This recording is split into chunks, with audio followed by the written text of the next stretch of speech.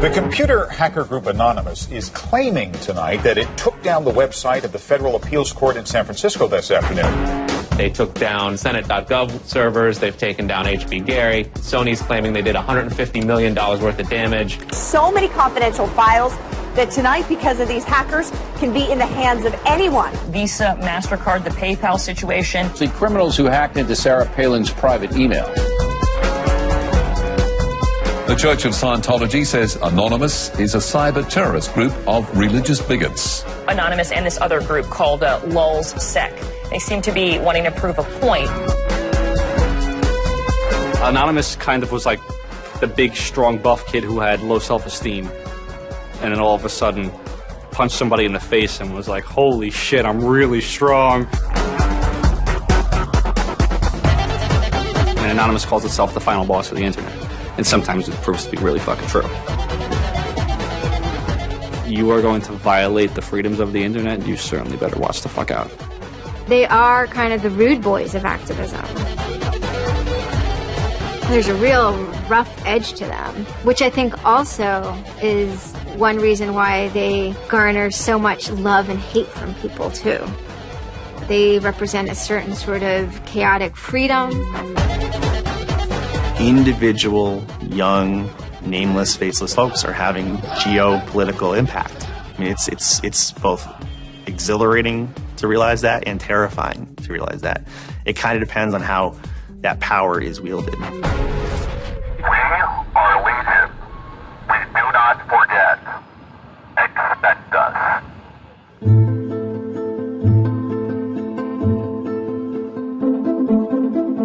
We stand for freedom. We stand for freedom of speech, the power of the people, the ability for them to protest against the government, to right wrongs. No censorship, especially online, but also in real life. We have members throughout society and all stratas of it worldwide. Yet we have no leadership. It's one voice. It's not individual voices. That's why we don't show our faces. That's why we don't give our names.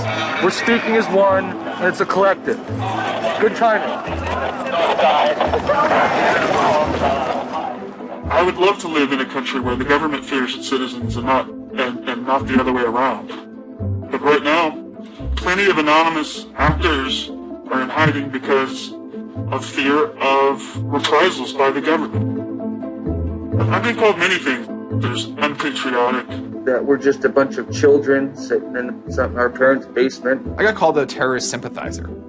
We've been called kids, we've been called cyberbullies, we've been called hooligans, and you know, sometimes those words aren't entirely unfair, but this is a serious political movement. No one, in the general public really seems to get it. What they don't seem to get is that the ability for Anonymous to be everything and anything is its power. Anonymous is a series of relationships, hundreds and hundreds of people who are very active in it and who have varying skill sets and who have varying issues they want to advance and who are collaborating in different ways each day. They're a little bit like a prism or a kaleidoscope. They've got many different facets and many different sides. Of course, when you spend enough time with them, you start to get a sort of feel or texture that's not just random, right? Yet it's very multifaceted, very rich, which does span from the quite lighthearted to the very, very serious. Bob Dylan had a line in a song just saying, to live outside the law, you must be honest. They might do something which isn't technically correct, maybe it's not legally correct, but they're doing it for purposes that in their minds at least are ethical. People who know what they're doing, who share an ethos, who have a commitment to exposing and humiliating the man, who have a very low tolerance of lies and what they perceive as evil on the part of overweening power structures. They share information, they share tools and techniques, and they are currently having a very good time. The hacker culture, as we know it, really sprang from one place. It was MIT, and it was specifically the people in the Model Railroad Club, the Tech Model Railroad Club. hacking originated as humorous pranks.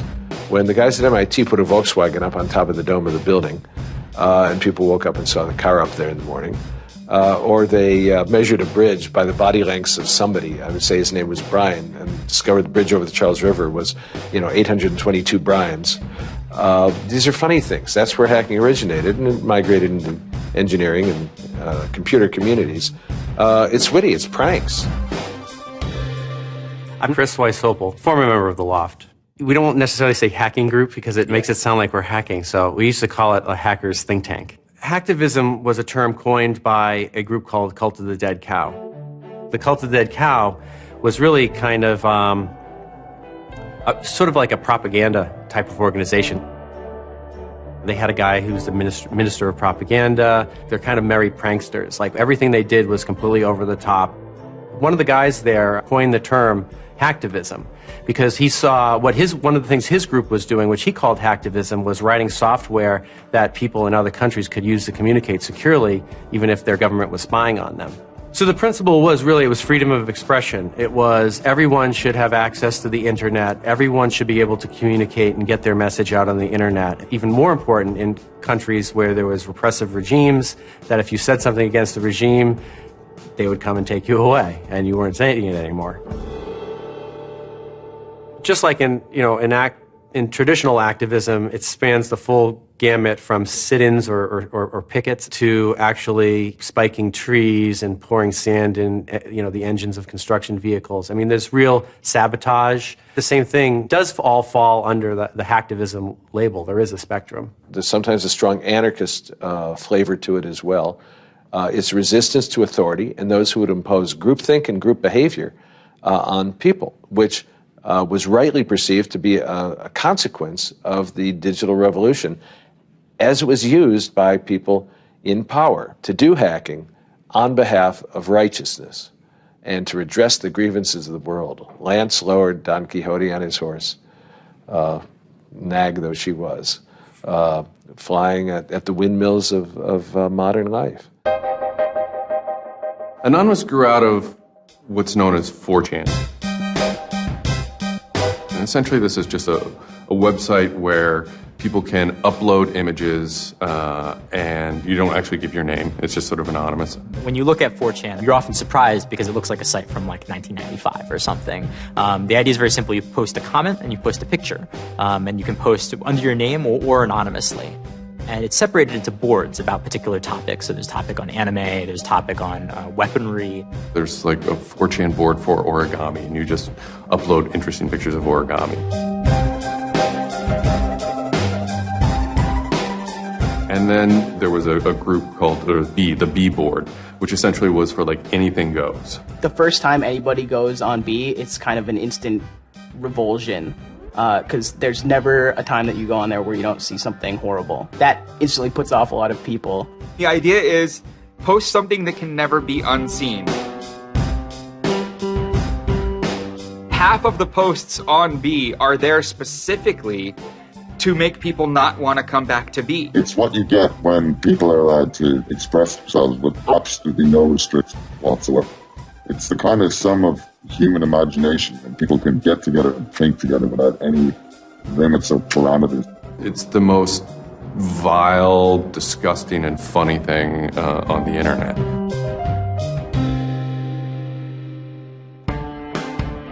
One of the important things about 4chan is to have a thread that really explodes and lasts for a long time. If it doesn't, then it disappears. It's a site that's not archived. So it creates conditions for anything that grabs attention at some level. And so humor and grotesqueness as a result are quite good for that. I'd rather just be referred to as anonymous, I guess, in any interviews, because I have some docs out on me. 4chan's just where I went to. I grew up on it, and I lived there. That's just what I did for fun. It takes a thick skin to enjoy it. But, as long as you're not offended, you'll occasionally come into something really cool or really creative on 4chan. I think the most interesting thing about it is how you can watch memes evolve.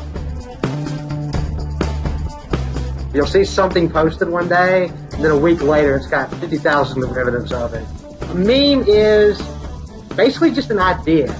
It's kind of like a gene, but in the realm of the idea. A lot of the great internet memes that we all know and love, lolcats, right? Little cats doing funny things, and then they have, Icon has cheeseburger, right? All that stuff seems to start in this like petri dish that is 4chan B-board.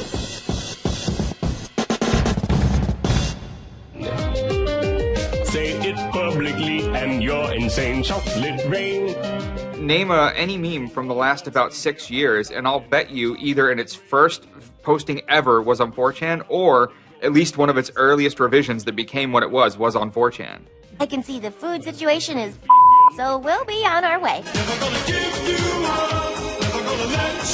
It's basically the best breeding ground for internet culture, as far as I'm concerned. With your neighborhood insurance rates, chocolate rain. 4chan is also very known for acts of trolling. Trolling is a fucking art. Trolling is getting the person you're talking to get as pissed off as they possibly can, and for no reason except for your own enjoyment. Maybe you're trying to illustrate a point, but it's mostly for your own enjoyment. For them, it's funny that like people think the internet is serious business, and if people think the internet is serious business, it's a troll's job to make their life terrible. The idea of anonymous came initially as a joke. I mean, somebody suggested that, what if the whole site, what if 4chan, what if B was just one person? And what if that's just one guy called Anonymous sitting somewhere, and you're just reading all these posts by one guy? And it kind of looked like that from the outsider's perspective. I mean, there's no way to tell the difference. It might as well be one guy. Fox News did a very famous segment about it. They call themselves Anonymous. They are hackers on steroids, treating the web like a real-life video game, sacking websites, invading MySpace accounts, disrupting innocent people's lives. And if you fight back, watch out. Destroy. Die. Attack.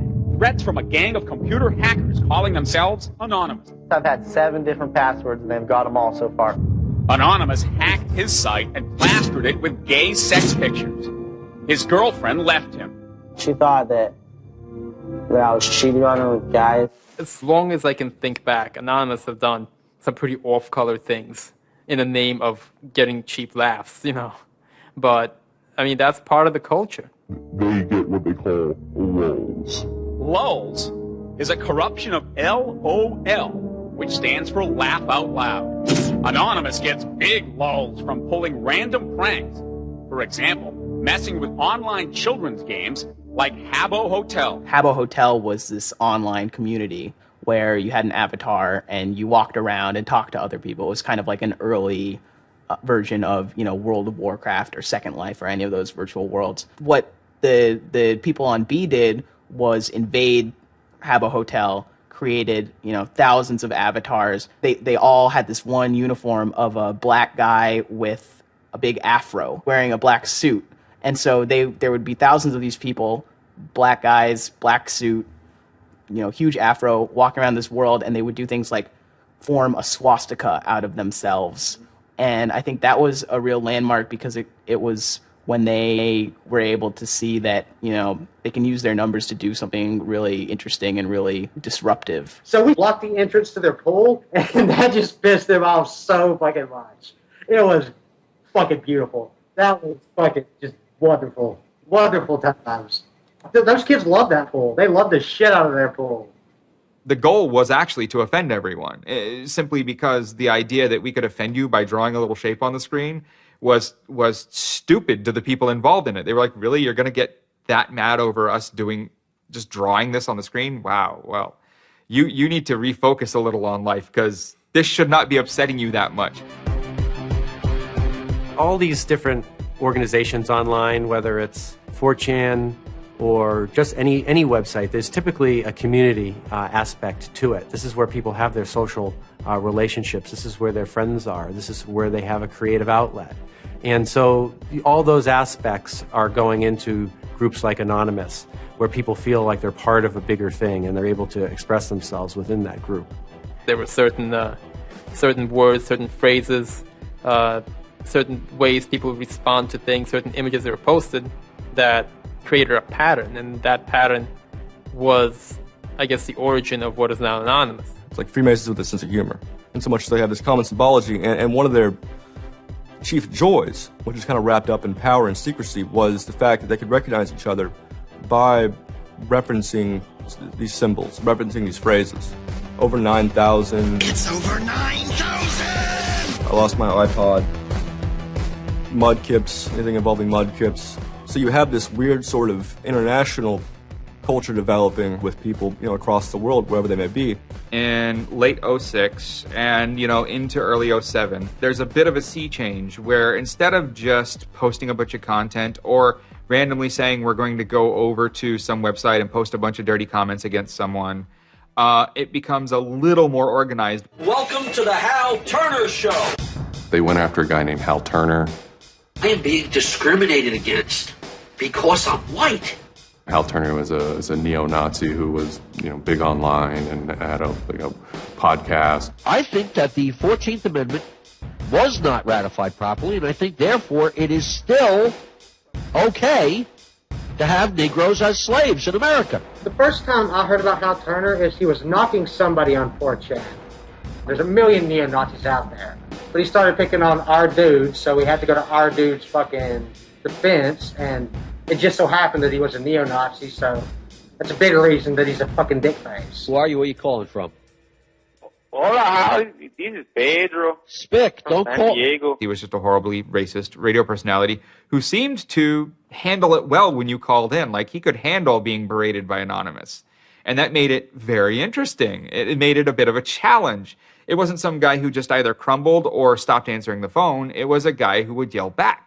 Hal Turner wasn't the first, actual person that, Anonymous had caused trouble for, but the circumstances ended up being significant. They DDoS'd his website, stuff like that, costing him thousands of dollars, bandwidth fees. Denial of service has been around for a long, long time. The equivalent of if you, for some reason wanted to disrupt a bus service, right? You can hire 1,000 extras to all go and line up at the bus station, right, and get on the bus. And so then anyone who was really trying to get on the bus couldn't do it, right? It's as simple as that. When you stop trying to visit, website goes back up, no permanent damage. We DDoSed him, and then we kind of trolled him in real life. We sent countless pizzas to his house. We signed him up for escorts on Craigslist. We sent a bunch of pallets of industrial materials to his house, which he ultimately had to put the bill for. And basically, we destroyed his ability to pay for his radio show, and that took him off the internet. And then they ended up getting some real hackers to help them out. This wasn't sort of pranks. They actually were able to get into Hal Turner's private servers and his mail servers and find some interesting emails that he was serving as an FBI informant, which, if you're a right-wing neo-Nazi, is not a good thing to be. And obviously him being an FBI informant and also his reaction, his sort of douchebaggy reaction to the raids, damaged his credibility within the white nationalist scene, which is a shame. Hal Turner's gone. He's been prosecuted by the feds for threatening judges. What follows is a period of confusion and anger in which, the original Anonymous people, the sort who want to keep Anonymous as this nihilist little, ridiculous group, are upset that now, that the most terrible thing on the internet is now becoming a force for good all of a sudden. I'm Mike Vitale, and my handle is Seth Dude. Now, this is January 2008. Anonymous is strong now. We're not a little dinky fucking group anymore. This is millions of people worldwide, and we're watching. And then Scientology stepped in with a big target on its chest. A video came out of Tom Cruise. It was supposed to be an internal Scientology video, talking about secrets of Scientology. Being a Scientologist, when you drive past an accident, it's not like anyone else. As you drive past, you know you have to do something about it because you're the only one that can really help. It talks about you're the only one who can stop, bad things from happening. And so this is kind of widely mocked online. It circulated like wildfire. Instantly, the Scientologists post a DMCA, Digital Millennium Copyright Act. And this is a way that if you own content, you can go to video sites, upload sites, and have your content pulled when someone uploads it illegally. So Scientology is always at odds with the internet, always trying to legally bully people out of fucking them over on the internet. They always did that. And then here they are trying again, but you know what? Anonymous saw that, and they said, oh, you guys just fucked around badly. Like, you're trying to censor our internet. You know, like, are you trying to take a joke away from Anonymous? Like, you don't do that. A few people on 4chan posted, hey, we should grab that video and post it on a few other sites. What followed was this is a term called the Barbra Streisand effect. And this video, as they're attempting to suppress it, went everywhere. Like, everywhere you look on the internet, you were gonna stumble upon this video. Actually, Gawker, the site that I worked for, was, I think, the first one to put it on the website, and we got in a huge legal battle with Scientology, who wanted us to take it down.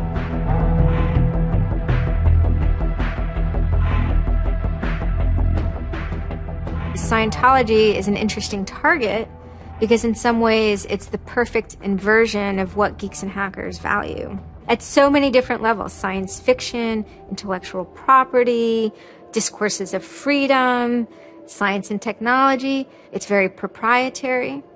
It's closed. And so in some ways, if you had something like a cultural inversion machine and you stuck geeks and hackers in there, you'd get something that looks a lot like Scientology.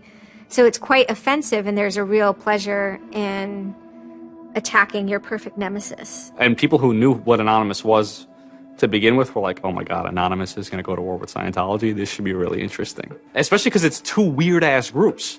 I mean, I've been an Anon for a long fucking time. I know Anonymous is really strange. They're weird, and the stuff we like is weird, and it's really not mainstream at all. Now you have Scientology. Also really weird. A lot of crazy shit goes down.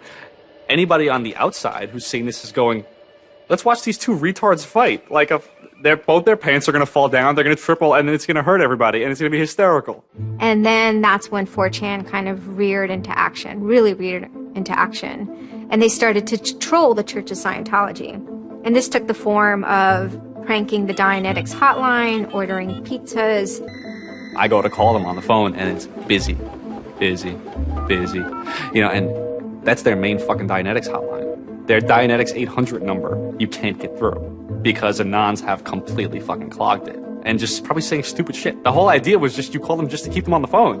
What's an Ilron? How do I Dianetics my face? They were not expecting that. And they couldn't handle it. I'm Brian Mettenbrink. I just gone to 4chan just on pure happenstance, and I saw a post about the Scientology thing, and I started looking up stuff, and I'm like, oh, this is actually for a decent cause. I think I'll, do this. Anonymous members have developed a distributed denial of service attack tool called Low Orbit Ion Cannon, which is a name taken from a computer game. Low Orbit Ion Cannon is what's called an endgame weapon in Red Alert. All you had to do was literally follow instructions, step by step. You do it, you put it in the site, you see that the IP is correct, you make sure that all these settings are good, and you hit the button, and off it goes. And what it does is it tells Scientology.org, in this case, it tells them to send their website to my computer about, I think it was 800,000 times in a weekend, and I'm pretty sure I probably took it down myself a couple of times. It felt like you were making a difference, just you yourself, and you didn't even have to leave your home, And one of the guys said, we need to make a video. We have to make a video. Hello, leaders of Scientology. We are Anonymous. When the video came out on January 21st, that was one of the first times that Anonymous, as a culture, started referring to itself as Anonymous as a movement. That video probably changed everything. We are Anonymous. We are Legion. We do not forgive. We do not forget. Expect us. It basically looked like if a computer was going to tell you that he was going to beat the shit out of you, this is what it would look like. That one video really galvanized that moment of innovation. That's exactly like with that video, internet activism, as it's known today, was born. And you just see this consensus forming that it's going to happen. So we made the code of conduct. Don't bring weapons. Dress accordingly. Cover your faces, because they will try and find out who you are and screw with your life. Rule number 17. Cover your face. This will prevent your identification from videos taken by hostiles. Scientology has a history of harassing, stalking, and just generally doing horrible things to its critics. So people needed a way to hide their identities. A lot of people had very legitimate fears. They don't want to be followed home. They don't want to be stalked. They don't want to put their families and themselves in danger. Everyone was going, well, we're going to wear a mask. What's the only fucking mask that we all already know or have a joke about? And it's the Guy Fawkes mask. You see the movie V for Vendetta, you know, the ending scene where everyone's wearing the Guy Fawkes mask. That is very reminiscent of what Anonymous thinks Anonymous is.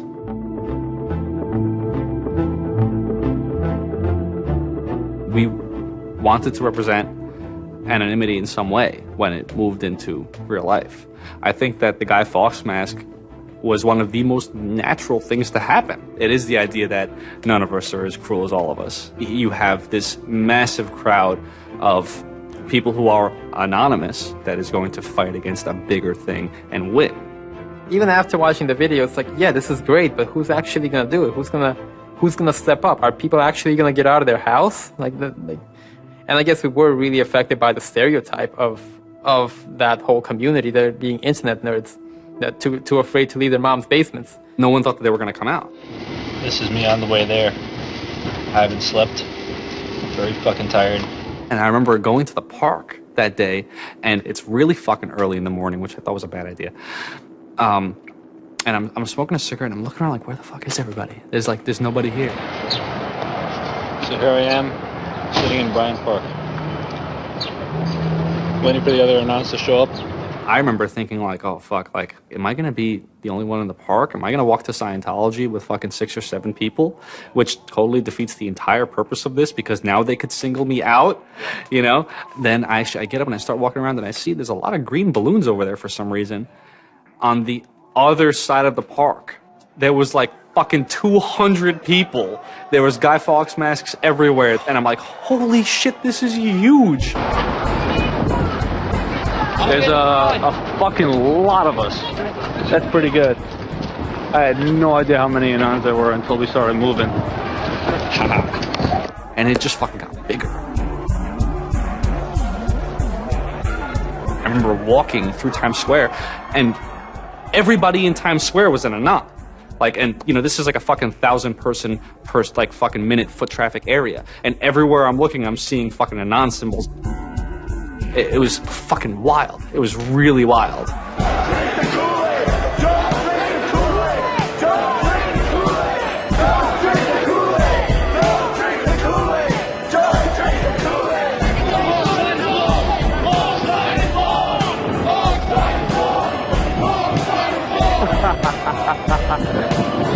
This is our fucking raise. Hell yeah! So we start getting numbers in. And Sydney. We're thinking that it's going to be 50 people. And before 10 a.m., before even time, there's already 50 people there. And there's still streams of people walking down the streets. A couple hours into it, you know, because I didn't go to bed until 1 in the morning, you know, you're looking at Sydney as, wow, there's 250 people in Sydney. The cops are estimating higher than that for their reports. What just happened? Adelaide, Perth, and Melbourne happened. And, you know, over 200 at each of them. We nearly broke 1,000 leaving Australia. Now, the next protest was Tel Aviv, which had actually gotten its first Scientology building right before this. There were Palestinians and Israelis at this protest, both holding their flags. And at one point, they actually switched flags and held up each other's flags and whatnot. It was awesome to see. I call our guy in London, Brit Anon, and I say, hey, what's going on there? And he's like, did you just get out of bed? I said, yeah, I haven't even turned on the computer. I just figured I'd call you. And he said, we've got 600 people, and the cops are really, really mad at me. All the major cities were having hundreds of people come out. It was massive. Clearwater had like 300 people. I don't think anyone beat out LA. I think LA had over 1,000 people. We are Legion! We are Legion! The thing that happened was something completely different, and hundreds of people from every city just swarmed the streets. It was kind of overwhelming, a little even scary, but scary in a good way. Soon, you know, we're at around the 10,000 mark, you know, and we were joking the whole time, over 9,000, you know, one of those memes. It was too surreal. It was not believable. You go by what name? We are Anonymous. It was very empowering, especially after people saw the thousands of people showing up. This was it. We owned the world at that point. We all met each other. The idea of an Anon is you're fucking alone until you get to 4chan. you know, and then these people all think like you, you know, and all of a sudden you're not alone.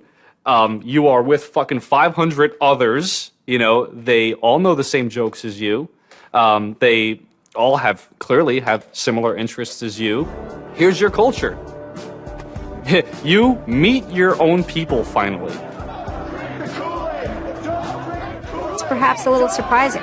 It's not just preteens or teenagers. There's a far more even mix of males and females than you would imagine otherwise. And, you know, there were a lot of, you know, these so-called, you know, guys who weren't socially good. They were very awkward. They still lived at home at 23, half of them virgins. And I'll tell you, the amount of those people who got laid from these protests happening is in the thousands that would not have for years probably. That's why those protests were so important. It was a chance to finally meet other people that were previously anonymous and unknown, and hence it was the moment of the end of their anonymity.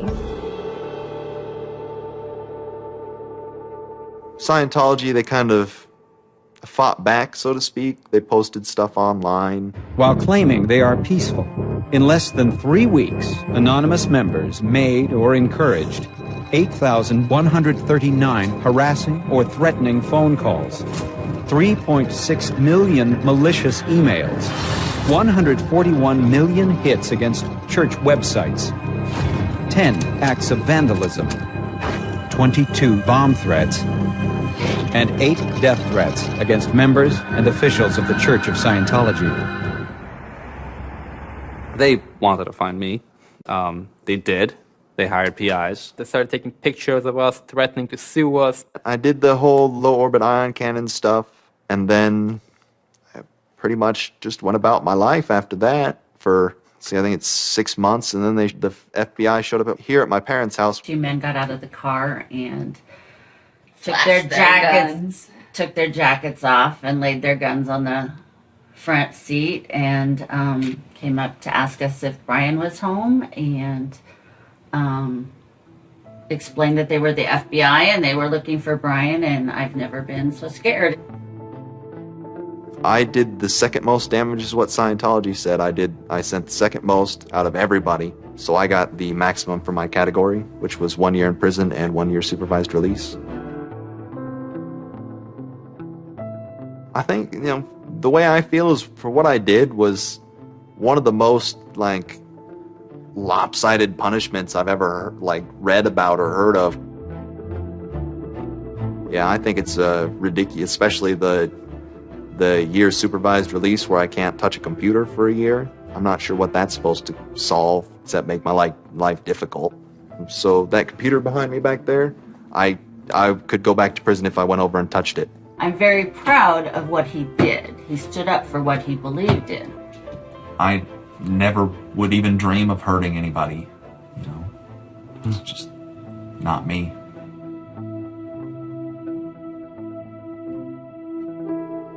Prior to Anonymous, critics of the church still had to be very, very careful because of the aggressive lawsuits that were launched against academics, journalists, and other critics. I would say that era is over. And Anonymous, more than any other sort of intervention, is probably responsible for that change. This actually caused a decent rift in Anonymous. There was one big group, significant group of people who would say, this Chanology stuff, it's cancer, it's awful, it's bad, it's just bringing attention to us that we don't want. One Anon said it well once. There is no leader.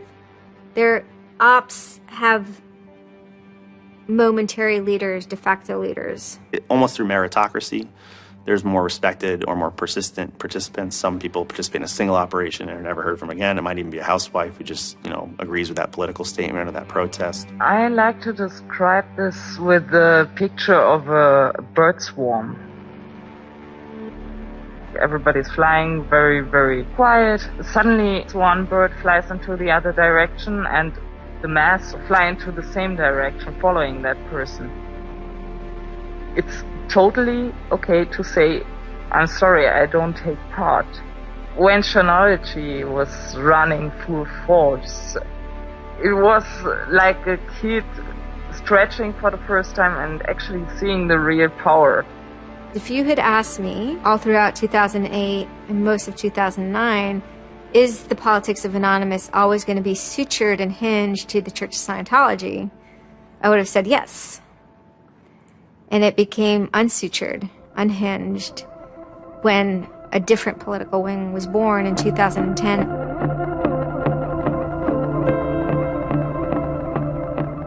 It is our task to find secret abusive plans and expose them where they can be opposed before they are implemented. The interesting thing about someone like Assange is that he actually also sprang from, a hacker culture. It's a mentality of spreading information. Julian was Mendax. He was the greatest hacker that ever walked the face of the earth when I was a kid.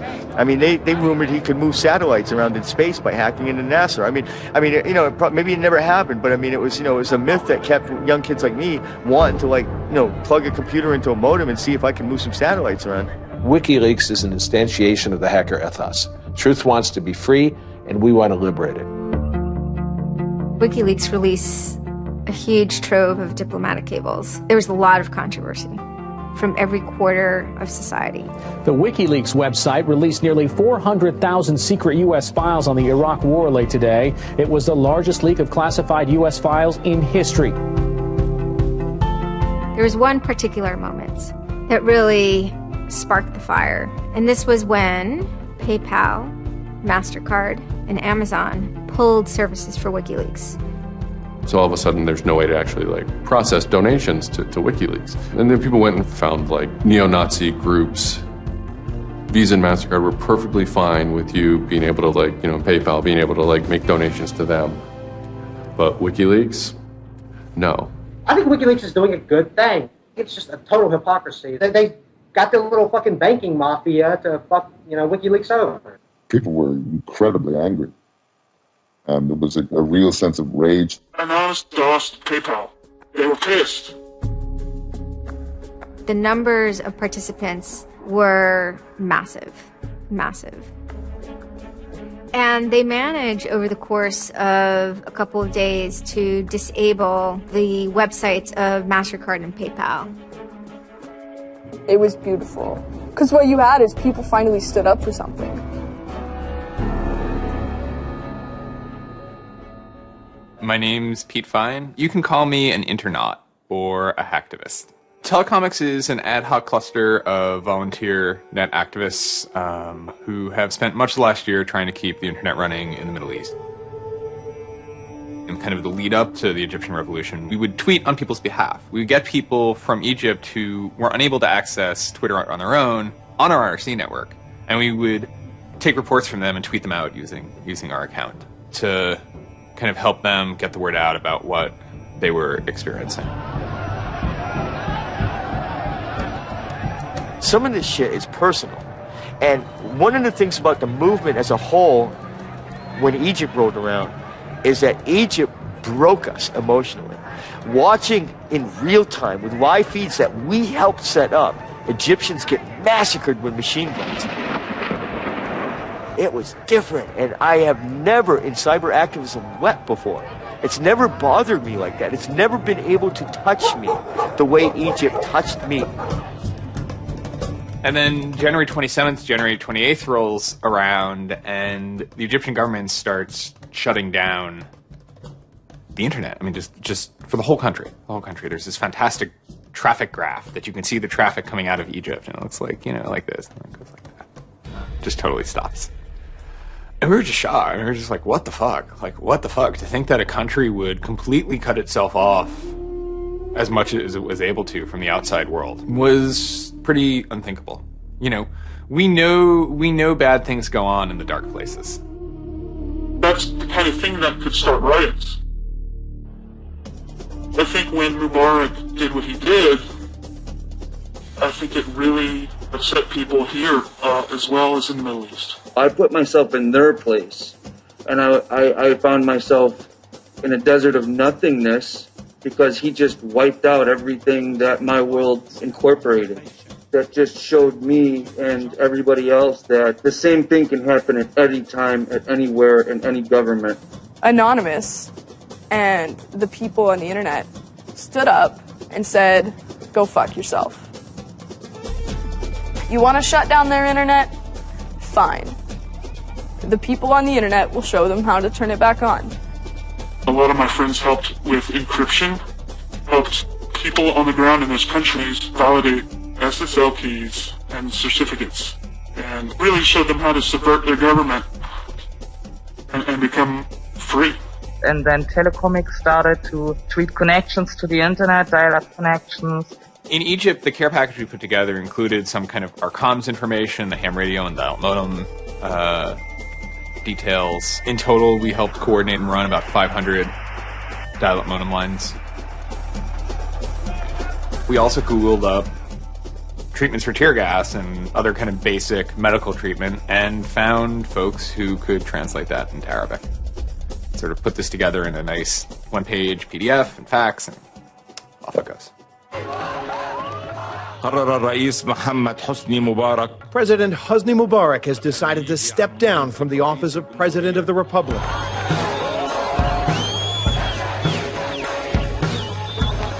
When Mubarak left, it was a Hail Yeah moment.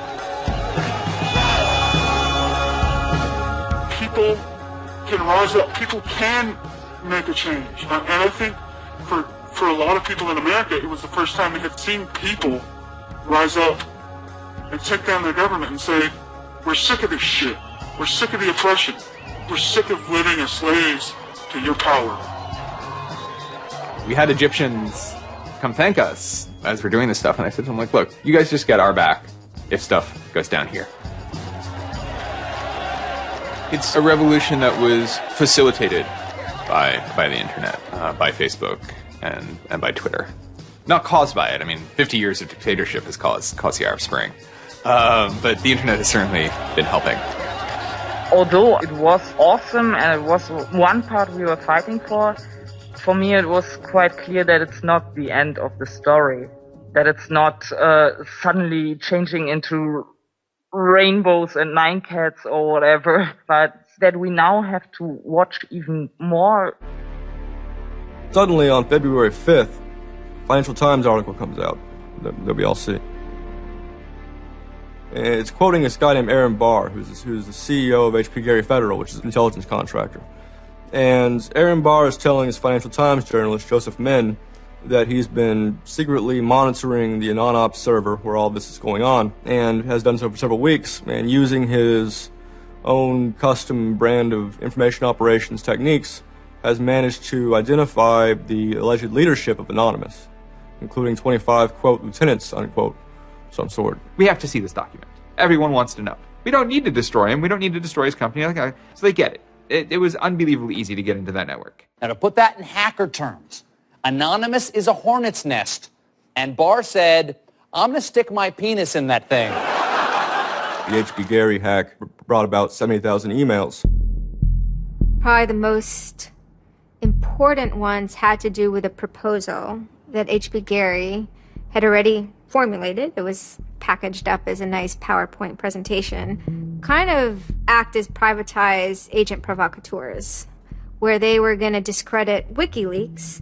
HP Gary was proposing submitting fake documents to WikiLeaks, and then when discovered as fake, the error could be called out and it would discredit WikiLeaks. Right. So there's a lot of specifics that I can't talk about. So let me try to answer that though in a general sense. Well, first of all, it's probably no surprise to anybody. I'm not a big fan of WikiLeaks. I think that the broad purpose of trying to get as much information, proprietary or classified information for the government, and expose that is an extremely destructive and dangerous purpose. The proposals involve conducting information war on WikiLeaks and its supporters, creating dissension within WikiLeaks, DDoS attacks. You also wanted to launch cyber attacks on WikiLeaks infrastructure to get information on document submitters. One thing I guess I want to make sure is clear is, none of those activities had actually occurred. There's in business, there's when you start proposing or thinking about an idea, there's a brainstorming phase, and somebody says, well, what if what could we do? What's theoretically possible? Well, still, this was an idea. This was proposed. This was something that you thought about. Right. They also wanted to go on a campaign kind of targeting Glenn Greenwald, who's a reporter for Salon, who's an outspoken kind of critic of the government and supporter of WikiLeaks. It seems like you're trying to attack a journalist here. Yeah, and I don't want to talk too much more about Glenn Greenwald, but other than, what I previously said is, there was never an intent to attack journalists. Not on my part. Nor I guess I should say I should generalize that and to say that I would never just outwardly attack a journalist, other than if I felt that there was a journalist in my mind that was acting unethically. That's a fair game for having a public discussion about. They were walking a very fine ethical line at points, and in many cases, the mass opinion is, no, they stepped well past it. I will not support broad theft of information released to the public, because that's nothing but destructive. If somebody has information that's been stolen from them, and whether or not WikiLeaks encouraged the theft of that, or whether or not it was just put in their lap, still they're threatening to release the information that is the private property of another organization. So your choices are to just allow that to happen, or to try to stop it. How offensive is too offensive? We've certainly seen a lot of strategy coming out of governments across the world now saying, publicly admitting that they need to develop better offensive strategies in cybersecurity, because defense as a whole, it isn't enough. It never is enough. In the court of public opinion, that took H.B. Gary quickly from being a perceived victim to being a perceived villain themselves. It was becoming harder and harder to distinguish the good guys from the bad guys. And then, kind of seemingly out of the blue, there was something by the name Lulzsec that sailed into the seas. Lulzsec it's sort of a group, mostly from Anonymous, who, large part of the same people who hacked H.B. Gary. And they decided to form this little group and just carry on operations sort of outside of the purview of Anonymous for a while. They hacked whatever they wanted, they released whatever they wanted. It's almost like they had no rules. They just said, this is what we're going to do. We're going to stir up the cart. We're going to make some trouble. We're going to make some waves. And they did. The majority of time, the majority of Anons are not doing anything particularly illegal. When they are, a huge number of them try to do that in a very specific political context. For those people, what Lulzsec was doing, they were funny, but they were attacking random targets. They were breaking the quasi-rules by attacking media. PBS's Frontline runs a documentary mainly focused on Bradley Manning, the alleged leaker to WikiLeaks. And a lot of Bradley Manning supporters didn't like it. They hacked a website putting a story that Tupac and Biggie had kind of escaped the world of celebrity fame and attention and retired quietly and discreetly in New Zealand. Lulzsec, when they attacked PBS, that gave me the creeps, As a journalist, I'm not too thrilled with the idea of someone judging that we don't like you to write that. We don't like your reporting, so we're going to shut down your website. I'm uncomfortable with that. It could be me, and I could be writing something about a group that they didn't like, and I'm happy to sit and talk with them about it, but don't shut my website down. This is obviously about freedom of speech, so attacking the press would sort of be a bit of a contradiction. So people obviously said, well, we shouldn't do that. And obviously Lulzsec had a completely different agenda, so they had no problem doing it. Activism started to become sort of, I would say, almost more nasty, using, sort of more no-holds-barred kind of attacks, sort of more vicious attacks. They sort of saw themselves going out there, breaking into, anything, everything, governments, corporations, police departments, largely for the same reasons Anonymous would. They went after Arizona for immigration policy, 50-day run, causing mayhem, havoc, and then ended it. The computer hacking group, Lulz Security, has announced it's disbanding, saying it had achieved its mission to disrupt government and corporate organizations for fun. I call this whole thing the rise of the chaotic actor. And chaotic could be chaotic good, neutral, or evil. If you go back to the old Dungeons and Dragons charts. And some people see Anon-Ops initially, let's stick with Anonymous, as chaotic good. They saw Operation Payback, or they saw attacking Scientology, and they say that's good. It's like Robin Hood, right? Chaotic good. Outside the system, but doing something good. Other people saw Anon as chaotic evil, like the Joker. They just want to see the world burn and doing potentially irreparable damage. And the truth is, yes, it's the entire column of chaotic. I'm actually a little less concerned about some of the things Lulzsek's done and more concerned about the next generation of Lulzsek, the next turn of the crank of who takes it further or is more aggressive. Whoever fights monsters, should see to it they don't themselves become one. Really, as powerful as they seem to be, Lulzsek and Anonymous are really small potatoes compared to the bigger operations that are going on that we don't hear about, maybe operations funded by government. 16 people were arrested today, but dozens of FBI agents targeted alleged members of the loose-knit hacking group. Armed with search warrants, agents hit 6 homes in New York, along with locations across the country. The people arrested yesterday were suspected of attacking PayPal's website after the company shut off payments to WikiLeaks. Defenders of the hackers say they're merely engaged in civil protest, but FBI officials worry the disruptive cyber attacks could move in a more dangerous direction. So the FBI shows up at 6 in the morning, and it was really obnoxious. And I remember being frustrated and angry because there was nothing that I had done that would have justified an FBI search warrant.